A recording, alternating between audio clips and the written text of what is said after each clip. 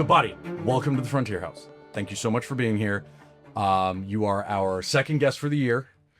You would have been first in my mind, but Devin got it on the I won't calendar hold it first. against you. I promise. I'm going to do your intro, and I might get this a little bit wrong. Today we have with us Miss Bonnie Evangalista, the OG of OTAs, the Jedi of justifications, the Far Slayer, the prototype Pathfinder, the Duchess of Disruption, and the Architect of Acceleration. Right? With over 17 years of experience spanning TSA, Army, the Jake, RIP, CDAO, and just generally being the overall Jedi master of OTAs and rapid prototyping. All of that backed up by receipts, to name a few. The 23 NCMA Innovation Contracting Award winner. She developed rapid acquisition methodologies for artificial intelligence, which then ultimately ended up becoming the TradeWinds marketplace, the Amazon for all things AI, and really breaking the mold on using OTA and marketplace and giving smaller companies a way to just put their thing in front of buyers who then had a tool to buy in probably the closest thing that looks like commercial buying that we have in the department, right? Yeah. So you're not allowed to take back any of the stuff that I said. So what are you doing now? I'm currently supporting the Assistant Secretary of War for Industrial-Based Policy. So more of a policy role for me, like strategic policy, and how do I set the table for commercial vendors in particular, whether it's startups, small businesses. Even though our office is focused on the defense industrial base as a whole, like I'm very, very focused on how do I reduce barriers to entry, just like you were talking about with some of my history, and how do we accelerate technology insertion in all of this, and how do we find creative ways to do more real collaboration with the different sectors of industry to do all the really hard things that the administration and I think the country needs to happen, especially in this era. All right, I'm going to pull the thread on that, but I'm going to hit the most important part of your resume. Oh. You're also running a wine insurgency out of an urban bunker in Alexandria, Virginia, which is called Woodlawn Press. She's not allowed to do any of her own press. But here's the best part about this. This is what I love about this. You've taken your philosophy of the Department of Defense of buy commercial and scale rapidly and applied it to your own business. Yeah. And I'm going to draw the thread here that you've decided to do this because your great-grandmother was a bootlegger. Is this actually true? It's very true. I can't take all the credit for that. So that's my husband's. Yes. I saw it's a joint venture. You, Andrew, and then two minions. Two minions. Right. Excellent. So that's what he plays with in his 9 to 5 and whatnot. Wine, and it's funny because my family, I'm Italian, has a history, as you noted, in winemaking. It was very much just a family winemaking, but my great grandmother, her husband, died at a relatively young age. She didn't speak English. Right. This is in Pittsburgh, so think that era of immigrants coming, they all came through Ellis Island. 20s, 30s. Yep, and this was right after Prohibition, and to make ends meet, she was boarding people in her house, and wine was part of that. I'm sure she was selling it. We don't know the details exactly, but somebody turned her in. She literally went to jail for selling wine without a license. So that's the story there. And so even though I have the history, my husband is the winemaker. Okay. I do nothing. Yeah. I drink wine and I clean bottles, and that's about it. It's amazing. Yeah. No, so I love it. I love that you're doing it in every facet of your life, right? I think you will appreciate, though, it's not the typical winery, right? And you're going up against incumbents and giants and probably processes that you get to hack those too. I like to think it's the wine everybody wants to drink because it just tastes good. It's not like we're not here to be very technical about it and whatnot. It's just fun craft wine, and amazing. No, I love it. Yeah. All right, so your the term of art or your quote that you're best known for is "Don't farm my OTA," right? Yeah. So my mantra. Your mantra, right? Yeah. It's a mantra, right? Don't farm my OTA. So for I'll paraphrase this, but for those that don't understand, correct me if I'm wrong, is just OTA is a great tool.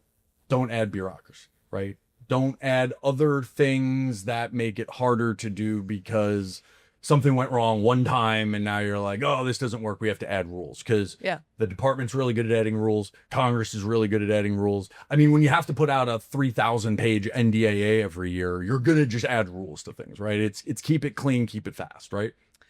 I'll take it another layer deeper.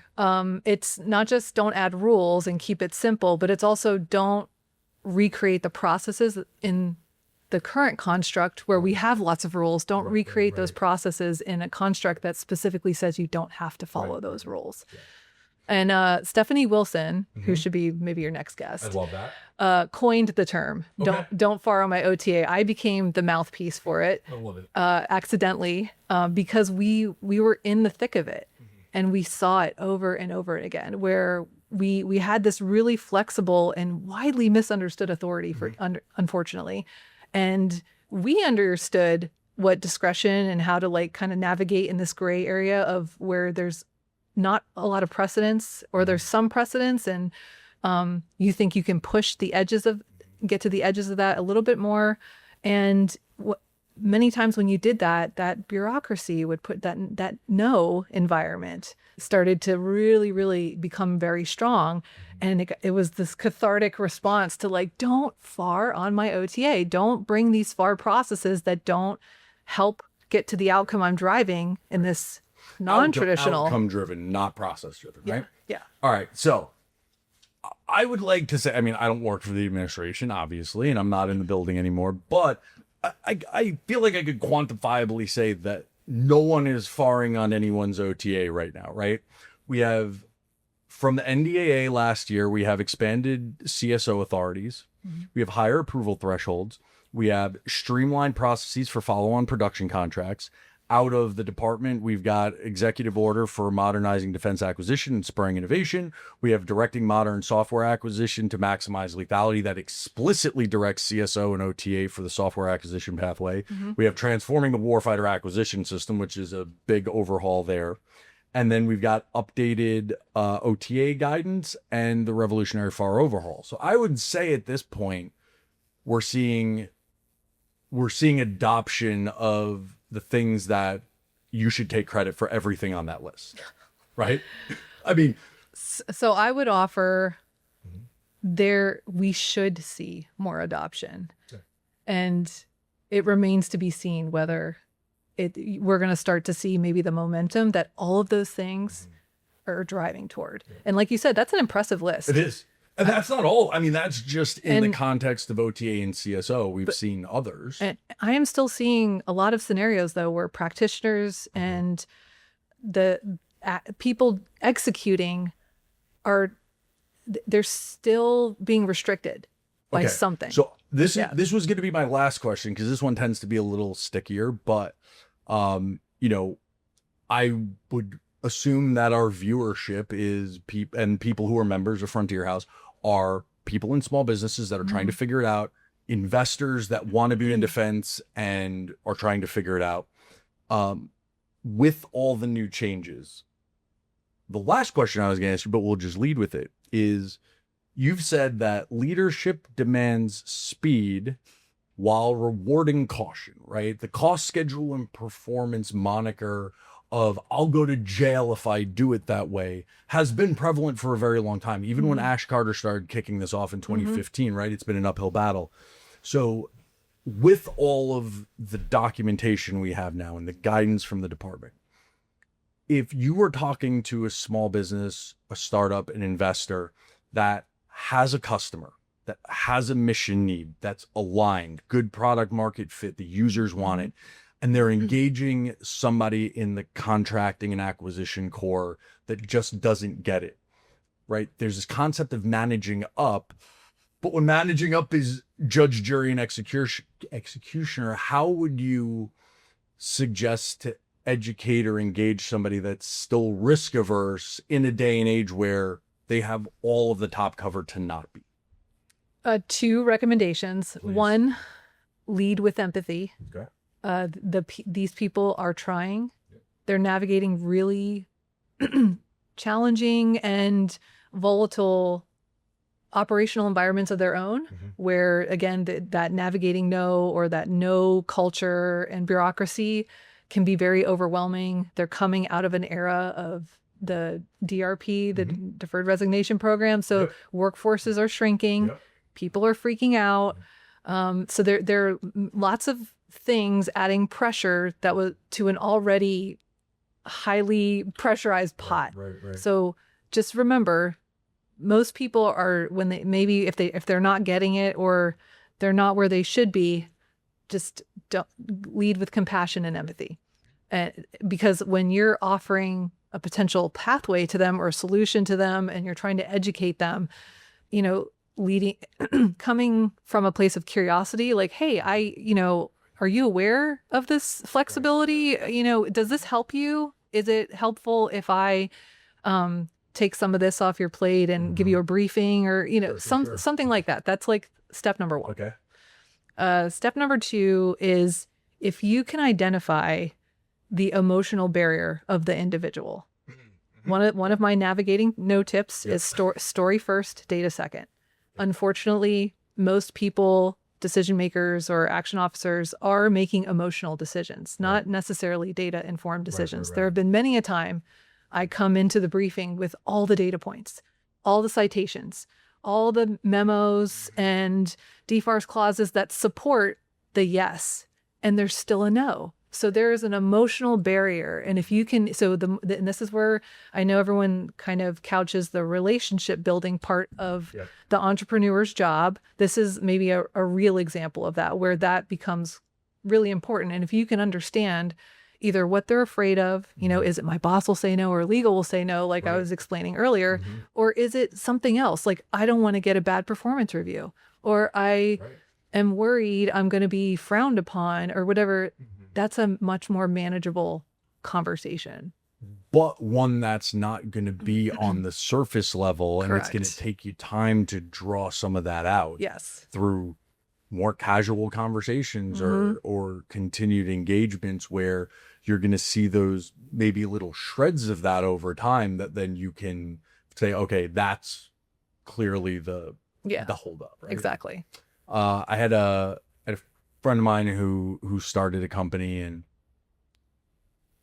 at the end of the day, their thing lives in O&M, right? It's going to live in operations maintenance, 1 year money, fungible, you know, but very high risk, 1 year, year over year, right? And their thing is actually under the simplified acquisition threshold. Oof. So, right? I'm waiting for the twist. Is there a plot twist? There is. There's a plot twist. So, right there in this almost commodities based business in defense, and the answer to that prior was go get on a mass IDIQ, get on the GSA schedule, get into the ADS handbook, and then just. But they didn't want to do that. They want to be a company, right? They want to be a company with a brand, and we were talking, and they said, we hired a former contracting officer to write a handbook on how and why you should use simplified acquisition threshold. And they basically did door-to-door sales, unit to unit, up to the threshold amount. Beautiful. And the contracting officer went in and said, I'm one of you. This is legally bound. It's in policy and guidance. And this is how, at your level, without a contracting officer, under $250 now $350,000, you can get for your guys what you need right now. And that contracting officer really became the point person for those initial engagements. That's a beautiful example, and of how the revolutionary FAR overhaul actually, I think, is making things more clear for certain thresholds or certain commercial first acquisitions and whatnot, where at that level, it can get so simple. You don't need, so if you're at the micro purchase level, like this, I mean, that's really small dollars, but like, you don't even need, you just pick a vendor that meets the need. That's it. Yeah. Does it meet the need? And that's, so imagine someone in my community, it's like, wait, but don't I have to get like 3 quotes? No. Right. Does it meet the need? Yep. And so there's an education component, and it's a culture paradigm. And then under the SAT, simplified acquisition threshold, I do need to get a few quotes, but I don't have to post on eBay or, And like you don't need a warranted contracting officer to do it. so there's, and I tell industry when I advise them on like, because you're not always going to see this request for quote or something like that. The onus is on you to go sell and make sure people know there's a direct path to you. Right. So that's a beautiful example of like how to do it right. Yeah. I thought that was just really novel. And I think, everybody's like, oh, I'm going to be in a startup and I'm going to, hire all these engineers. I'm going to hire all these badass business development dudes that like were at this company. And in this case, it was, dude, if your former contracting officer is available, go hire her and operationalize her. And it worked out incredible. And so I just think about that as a best process. Right? Yeah.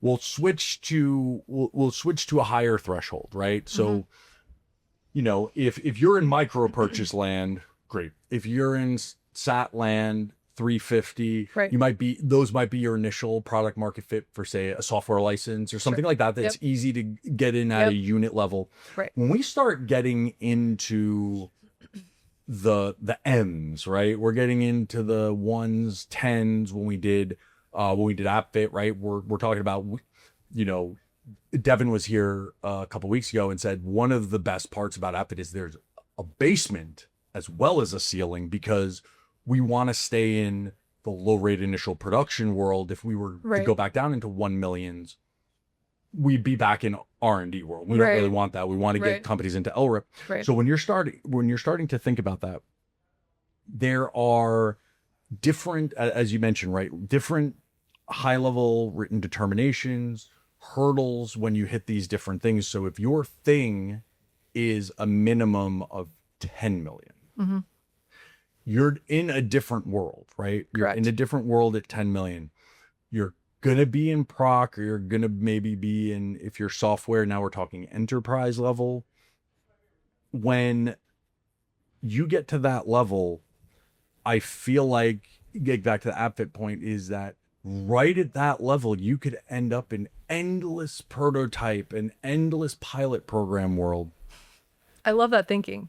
I used to say because software is ever changing, I could be prototyping endlessly if I really wanted to, because it's constant iteration. Right. Yeah. How do you jump to that threshold? You've done, let's say Sibber comes back and everything's all good there, and you've got your 1 millions, and maybe you've done like a rapid prototyping out of R&E, and you've done a little 3-5 million, but you need to jump to that next threshold. That $10 million threshold in most places, it's different levels of approval. Now you're in warranted contracting. How does somebody make the jump out of the ones into the quick, 10s? easy, non-traditional contracting? I think right now, you mentioned a couple of them, CSOs, OTAs, even Sibber. Yeah. Even though none of these are new, but they're just underutilized, in my opinion, is a quick and easy mechanism to get you there. They don't technically require a ton of approval processes and burdensome paperwork for execution purposes. It's more, Stephanie Wilson is also an OG for OTAs. Yep. She likes to say in any of these environments, you have to be very omnipresent. In traditional acquisitions, you award the contract, it's post-award, it like kind of runs like clockwork. It's not supposed to happen that way, but that's kind of what in reality it happens. Right. That doesn't work in this environment. Right. You have to be highly engaged. You don't know what the outcome is, and you have to be ready to pivot or vector based on what's happening. Right. So jumping from some kind of under $500,000 to like a $10 million deal, I think from an execution perspective, doesn't change. Like, we have the contractual instruments are all there and they're available to enable and support that. The part that has to change is how we think, and the paradigm shift is how we manage what's happening in the project. Yeah. So I believe a lot of startups and entrepreneurs are very familiar with this. You start small and try not to break everything. Right. And then when you find nuggets of success, you build upon that success. Right. That's the part I'm not sure we have exercised enough muscle, like reps and sets in the department with. So if we did this with the marketplace, I didn't know. We started small, and as soon as we saw traction, we started doubling down. Okay. I wasn't planning on going here, and I'm going to give him all the credit in the world. Chris Murphy, the new DIU CTO. Okay. A couple weeks ago back, he told me this idea. Okay. And I wonder if you think that this is like where the problem lives, and then if this would be a solution. So it's starting small and getting bigger, right? If you're in SBIR world, you're in AFWorks or somewhere like that, you're dealing predominantly, or if you're coming out of like an AFRL or a McWill, you could be coming, that growth of start small, get bigger could be coming from $6.2 into $6.3, kind of getting bigger in that development. Chris's idea is $6.4 should trip your transition to the PEO or PAE level, because if you're executing any kind of 6.4 late, then there's a whole new learning process to actually getting real big with the PEOs, PAEs. The handoff is not always really smooth, and if somebody at an AFRL started it, does somebody at Lifecycle Management Center really want to continue it? If you move the dollars down a little bit and say, hey, start making that transition earlier, do you give more of a runway to grow that seed into something bigger without what becomes this really herky-jerky start of like, hey, I finished all my SBIRs, I finished all my prototypes, I'm ready to go, and then it's like a hard stop and then into the program offices that have never heard of you, Right. Yeah, I don't think it says there's this clean break like you're describing from going from like this universe to that universe. I think in crayons and shapes, right? This is one block that goes to another block, but right, yeah. I think academically, I get where he's coming from, and I'm a practitioner at heart. I sympathize deeply with that world because I lived it, and it was very painful to get things done. And I think we should make things less painful to get things done, especially to get things into the hands of users. And so from that perspective, the reality, like the name of the game for someone executing though, is you're less wedded to the tactics and the colors of money, and you're more wedded to what will buy me more runway. So if I'm at some stage in my project where I'm demonstrating operational feasibility, whether it's at this 350K threshold or $1 million threshold, I'm going to try and make it work with whatever 6.4, 6. Fact, yes. And the beauty is like there are some authorities that are flexible enough you can do that. And OTA continues to be the most flexible. Again, I'm not wedded to the tactic. I'll use whatever tactic works, but that one is 9 times out of 10, the one that will help get you to the finish line, whatever your finish line is. So whether it's whatever your contractual mechanism or instrument is, or what kind of color of money are, I usually on the traditional contracting side, they call this modular contracting. Right. It's the same principle. We're just doing it in the non-traditional world, and you have a little bit. It's a little bit of a shell game. So okay, I'm going to use Cyber for this first, and instantiation or phase or something like that, and I've got this pot of money over here, and I can make that work. So I'm going to do that. That's going to buy me a year, and then I can figure out phase 2. Like that's the reality. So I don't know how to bridge though, like because what you're describing from a strategic level, how do you create this real pipeline of things? 6.8 everything. No more colors of money. Just get rid of it. No, I know. Well, thank you so much. Of course. We're actually going to head upstairs and sit in front of the firing squad and go back and forth with everybody up there. I can't wait. Thank you for being here. Last word to you. What do you got? Anything? Just go faster. Go faster. Just go faster. I love it. That's to my government buyers out there. You have more control and power than you think you do, and we just need to exercise it. Wonderful. Yeah. Thank you. Thank you for being here tonight. And thanks for everybody who's watching. Perfect. Appreciate Thank you. Bye.